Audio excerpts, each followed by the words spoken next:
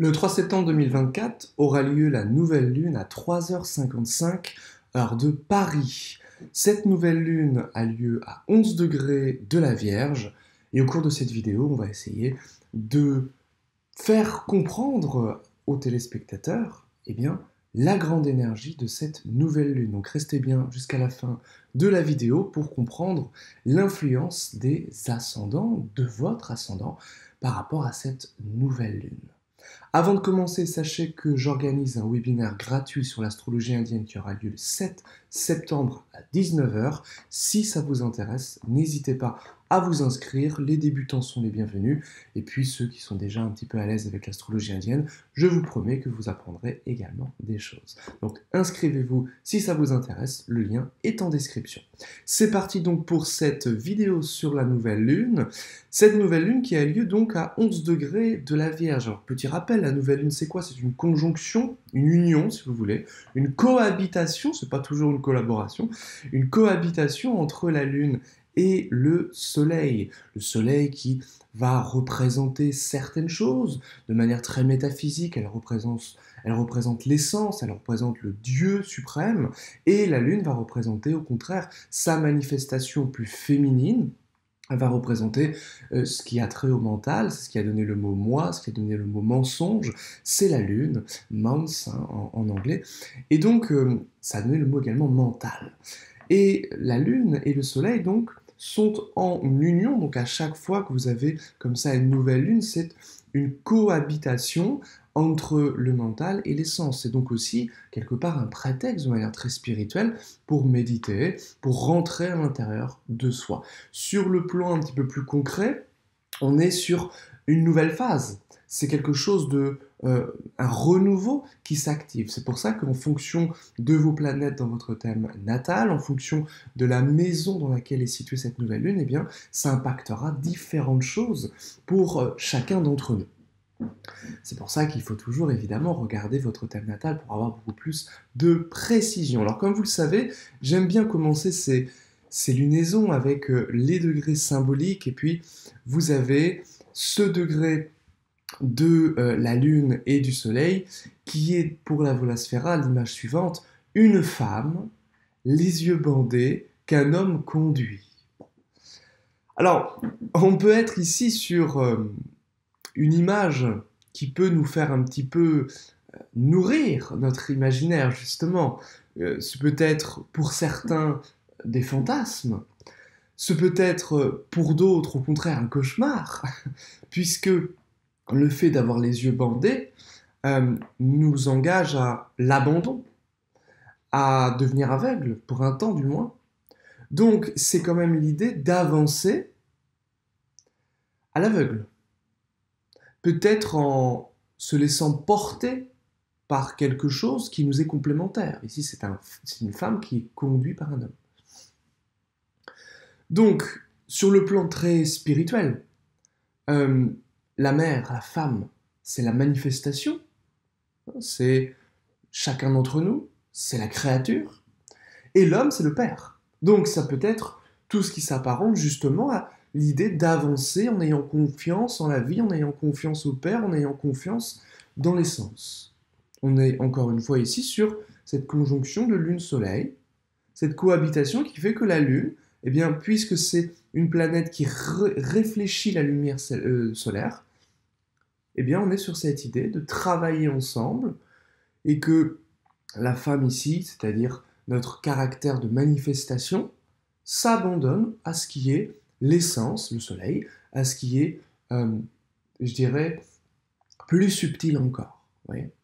Donc ça peut être tout à fait une interprétation sur le plan un petit peu spirituel. Maintenant, sur le plan vraiment plus concret, on peut tout à fait être sur cette idée de faire quelque chose de nouveau, de faire quelque chose où on s'abandonne totalement. Alors, ça peut être littéral avec notre partenaire, alors qu'on soit un homme, qu'on soit une femme, peu importe. C'est l'idée ici d'avancer de manière complémentaire en faisant peut-être quelque chose d'inconnu, les yeux bandés, on ne sait pas tellement vers quoi on se dirige, mais on y va. Ça peut être une interprétation.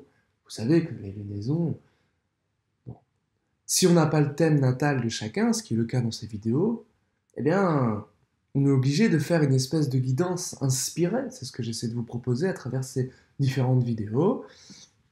Par exemple, on a donc cette énergie en Vierge. Alors, vous savez que la Vierge, hein, c'est un signe qui est régi par Mercure, c'est son domicile, c'est son exaltation. Et Mercure, il est vraiment dans l'intérêt, dans le contrôle, mais il est aussi dans l'adaptation. Alors en signe de terre, on est chez un Mercure mélancolique, on est chez un Mercure réfléchi, on est chez un Mercure anxieux.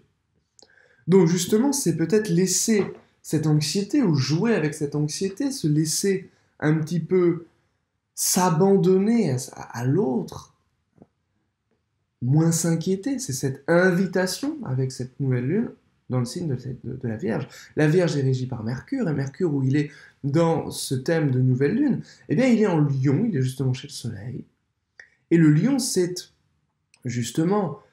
un signe qui est régi par le Soleil. C'est un signe qui est l'exil de Saturne. Saturne, c'est le contrôle absolu. Donc, en Lion, eh bien, le contrôle n'est plus là. Il y a cette idée-là. Il y a l'idée que c'est le domicile du Soleil. Et le Soleil, on a dit que c'était la figure du père, la figure de l'homme, la figure du mari, la figure anciennement du patriarche. Et aujourd'hui, peut-être, la figure qui va abriter, qui va, comment je pourrais dire, protéger, en tout cas symboliquement parlant, l'autre. Notamment, je sais pas, lisez les livres de Lao Tzu, hein, vous avez toujours cette complémentarité, le faible vainc le fort, et ce paradoxe comme ça qu'il adore faire. C'est-à-dire que la Lune, en s'adaptant, finit par être plus souple, hein, que le Soleil. Donc le Soleil n'est pas supérieur, il est complémentaire à la Lune, par exemple. Et donc, on a le Mercure qui est la planète de l'imitation, qui est la planète vraiment des imitateurs. Hein. Ça s'adapte, c'est fluctuant. Hein. Avec Mercure, c'est le caméléon. Et ici, dans le signe, quand même, du lion, c'est-à-dire le signe du pouvoir, on est sur un élan intellectuel ou de la communication qui peut être enrichi par quelque chose de séduisant, par quelque chose d'inspiré. Le Soleil, c'est l'inspiration, c'est l'expérience spirituelle par essence.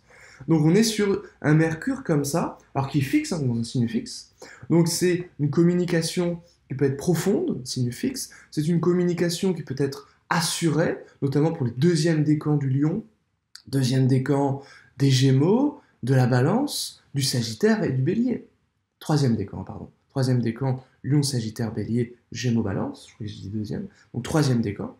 Et on est ici sur cette énergie fixe de Mercure, le mental fixé peut-être sur un objectif. Le Soleil, c'est l'objectif également, c'est le but, c'est l'idéal. Et on peut évidemment lire également une petite description de Mercure dans ce degré symbolique, voilà sphera, un homme abattant un arbre. Encore une fois, on est sur l'image virile d'un homme abattant un arbre, donc abattant quelque chose de puissant, qui a des racines bien ancrées. Donc ça peut être aussi une symbolique ici de faire quelque chose de renouvelé, puisque l'arbre est là depuis des années, voire des centaines d'années. L'homme ici abat cet arbre, c'est-à-dire qu'il enlève les racines, il tue l'arbre, et donc aussi il y a cette idée d'avancer en essayant d'avancer dans cette chose qui est fixe, parce que le lion c'est un signe fixe, Mercure c'est évidemment ici métaphorique, c'est la pensée, hein, il ne s'agit pas de défoncer les arbres, hein, il ne s'agit pas d'enlever toute la tradition, c'est pas l'idée. L'idée c'est que ces degrés importants vont donner une certaine forme d'énergie, cette énergie on va pouvoir nous essayer de la comprendre pour mieux l'assimiler à travers ce mois qui est le mois de septembre. Et donc Mercure va être la communication, ça peut être l'idée de se sentir inspiré par cette communication, l'idée d'ouvrir un peu sa communication, enlever les obstacles aussi à cette communication. Voilà des petites choses sur le Mercure particulièrement. On a un Mars également qui va être en Gémeaux, le Jupiter qui est toujours en Gémeaux bien entendu, il va y rester encore un peu, Le Mars, donc, qui s'apprête à rentrer dans son lieu de chute, le Cancer. Alors là, attention, puisque quand Mars rentrera dans son lieu de chute, ce qui sera le cas en septembre, on fera un petit peu attention, parce que, évidemment, Mars, c'est tout ce qui s'apparente à des conflits, tout ce qui s'apparente à des problèmes en lien avec l'eau, en lien avec les liquides. Donc là, ça va être un petit peu plus touchy, un peu plus des enjeux concernant ces domaines-là. Et évidemment, tout ce qui a trait à la violence, tout ce qui a trait à la difficulté, des luttes, des manifestants, c'est toujours plus complexe quand Mars est en Cancer. Je rappelle que quand Mars était en Cancer, eh bien, il y avait eu la guerre de l'eau, souvenez-vous. C'était les bassines, les méga-bassines. Donc là, eh bien, Mars s'apprête à revenir dans ce signe du Cancer. Donc il y a l'idée que eh bien, ça peut encore chauffer un petit peu.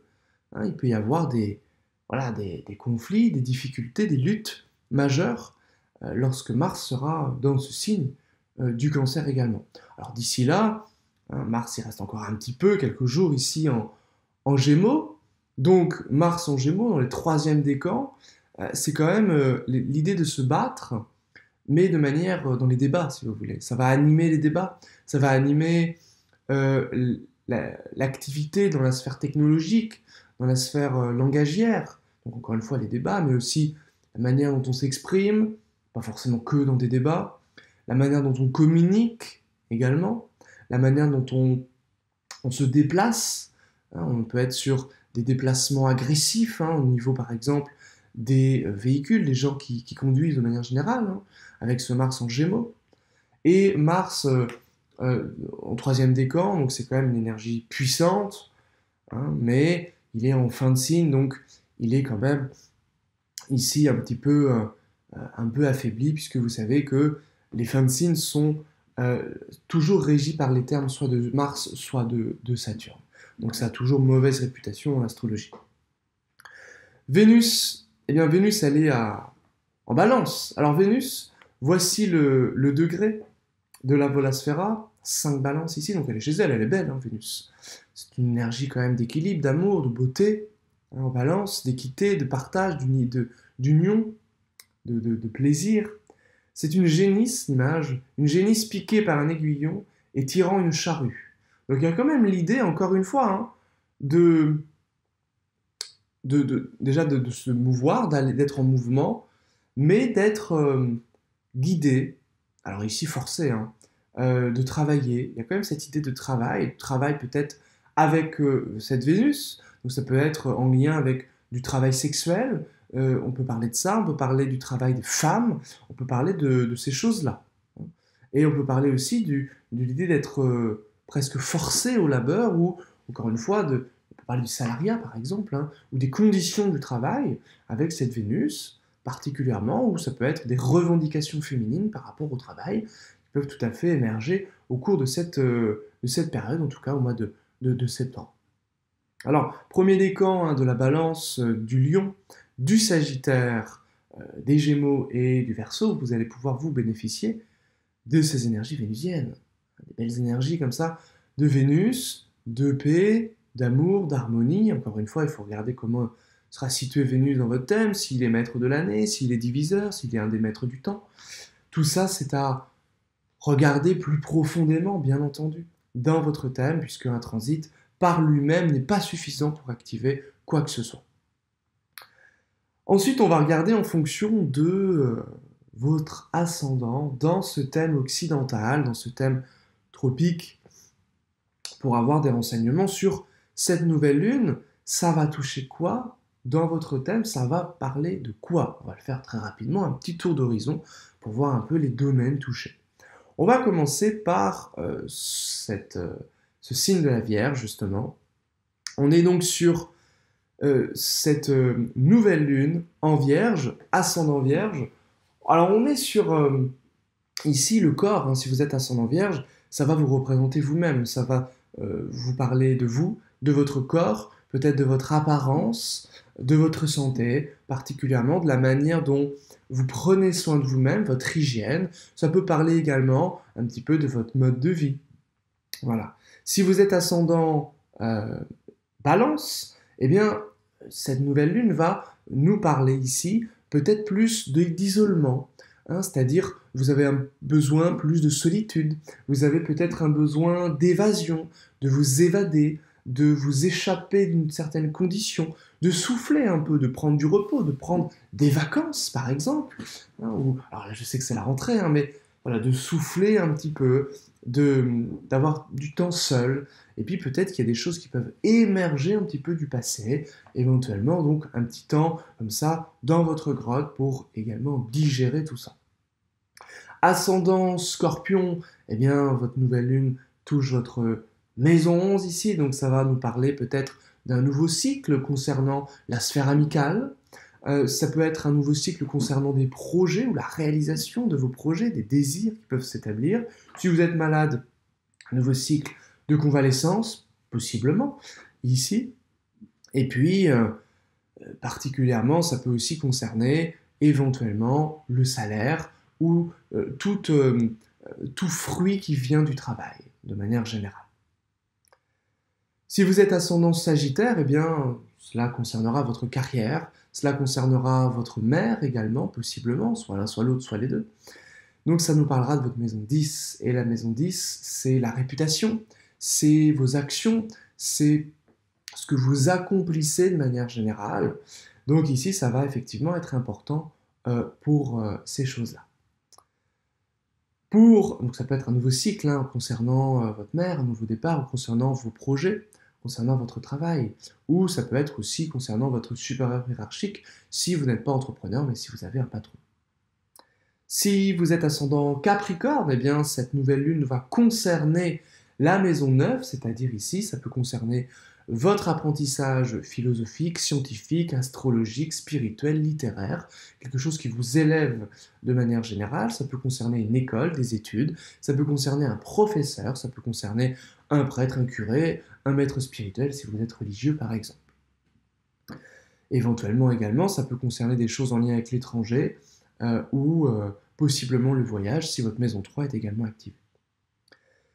Si vous êtes ascendant Verseau, eh bien ici ça concernera votre maison 8, pardon, j'étais en train de calculer, votre maison 8. Donc ici ça concernera des choses un petit peu plus intériorisées.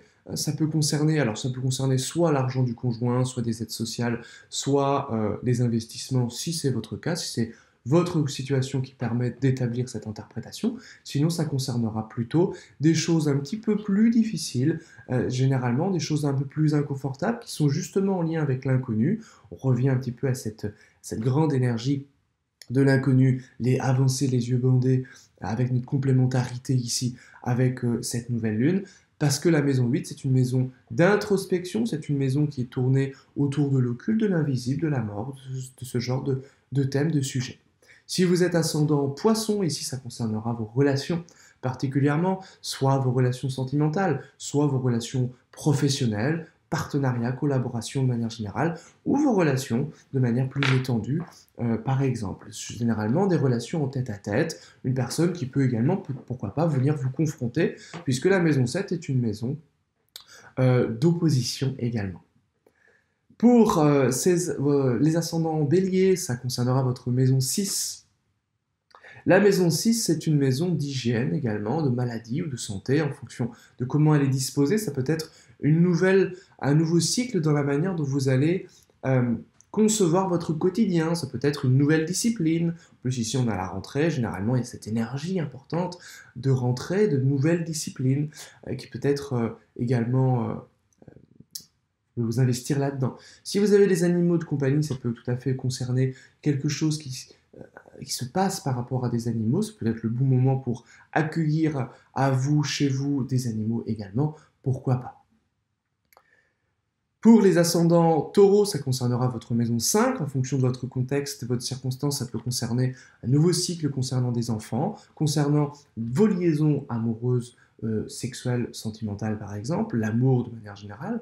Ça peut être aussi des plaisirs, des soirées. Vous allez en soirée, vous rencontrez quelqu'un, ça peut être tout à fait cette interprétation-là. Et puis ça peut être aussi un nouveau cycle d'apprentissage ou pour rentrer dans une nouvelle voie ou pratique spirituelle par exemple.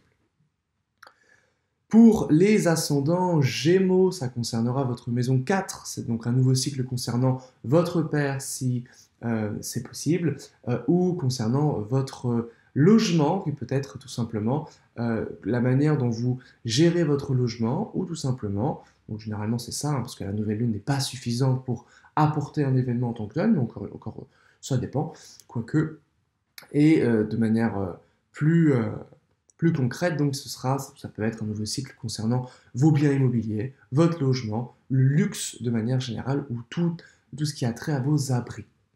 Ça peut être aussi concernant un petit peu la manière dont vous sentez, puisque la maison 4 est une maison psychique, psychologique, une maison d'intériorité, c'est la maison du bien-être. Pour les ascendants Cancer, eh bien, ça concernera votre maison 3, donc ça peut concerner la fratrie, un nouveau cycle par rapport à un frère ou une sœur. Ça peut également concerner la sphère un peu plus de vos projets, de vos actions, de vos décisions, de vos choix. La maison 3 est une maison reliée à Mars, c'est la maison de l'activité, la maison de l'action, de la bravoure, du courage. On retrouve beaucoup ça en astrologie indienne. Et ça peut être aussi la maison de l'effort, hein, cette maison 3 particulièrement. La maison des déplacements, vous pouvez peut-être aussi naviguer, aller beaucoup vous déplacer, c'est une possibilité. Certaines choses, hein, que je viens d'évoquer par rapport à cette maison 3 auront tendance à se manifester, d'autres un peu moins. Ça va être en fonction de votre thème, encore une fois. Et puis pour les ascendants Lion, la manière dont vous allez vous exprimer peut être importante, la manière dont vous allez gérer votre argent, ça peut être un nouveau cycle concernant vos biens de manière générale. Ce peut être des petits objets comme des bijoux, comme vos vêtements. Ce peut être également tout simplement votre argent, vos finances, qui peuvent être ici touchés par cette nouvelle lune à 11 degrés de la Vierge. Voilà pour cette petite vidéo, voilà, de manière modeste, pour cette petite guidance du moins. Si ça vous intéresse de continuer à regarder des vidéos sur cette chaîne pour avoir plus de renseignements sur l'astrologie, je fais beaucoup de vidéos en ce moment, que ce soit sur l'astrologie indienne, sur les constellations qui s'appellent les nakshatras, je vais continuer la série, que ce soit sur des placements planétaires, que ce soit sur d'autres formes d'astrologie comme l'astrologie de l'école de Hambourg, l'astrologie uranienne, ou l'astrologie indienne, ou l'astrologie traditionnelle occidentale, eh bien n'hésitez pas à vous abonner, à partager la vidéo. Il y a déjà plus de 400 vidéos sur la chaîne. On approche des 10 000 abonnés. On y croit et je vous dis à très vite pour une prochaine vidéo. Bye bye.